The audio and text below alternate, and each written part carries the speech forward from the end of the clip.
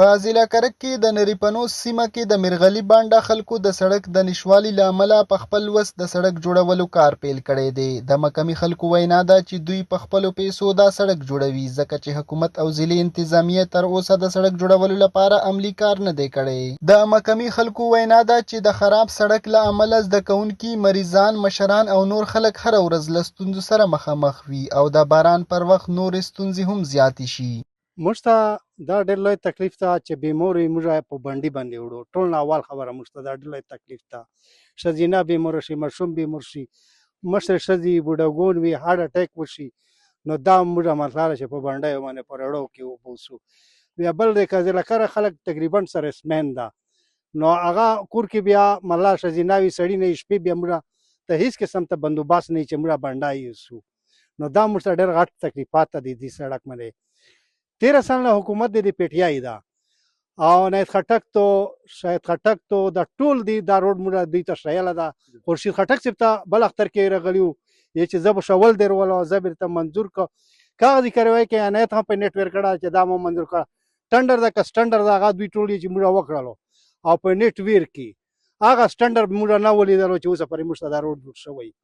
موږ د دې شي نړۍ ته د کې موږ اوس د خپل کلونه نه تقریبا 90 کورونه دي. موږ هر کورونه پیسې ور دي کې یتیمون دي، کونډې دي، بوډاګون دي، چا مالی حالات هم نشته ده.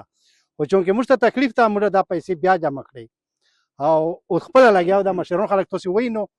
د مقامي خلکو وینا ده چې د سړک جوړول د حکومت او منتخب غړو ذمہواري ده، خو د نه پاملرنې له امله خلک مجبور شول چې په خپلو پیسو د سړک جوړولو کار پیل کړي. د مقامي خلکو وینا ده چې که حکومت پر وخت کار کړی و نو خلکو ته به د خپلو پیسو لګولو ضرورت نه و پیدا شوی.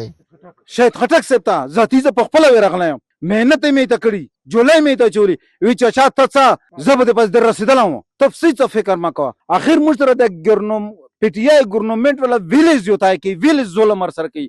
امو دا مشرون د سپینجیري دا چې په کاټ کې نوسو شبي که دا چې په دې کې بلچا وایي شابي دلته د خدای جان غریبون دي. دا حکومت ولا ته چې روشه سر وکړه دا کوم غریبون وکړه د چا 10,000 روپۍ نه زیات انکم نشته ده. هغونه موږ 2-3,000 روپۍ راغوستلې، موږ دا لګیو خپلې چارې کوو. سپو ته به دا مو ته بیا ارڅي چې آیا خورشید خټک یم، آیا عنایت خټک یم، مو ته ووټ وکړه. لہذا بیا هغه ټیم دا اسات ته مسلط ته خو لہذا موږ سره د پی ټی آی حکومت والا ظلم تر ظلم په ظلم کوي.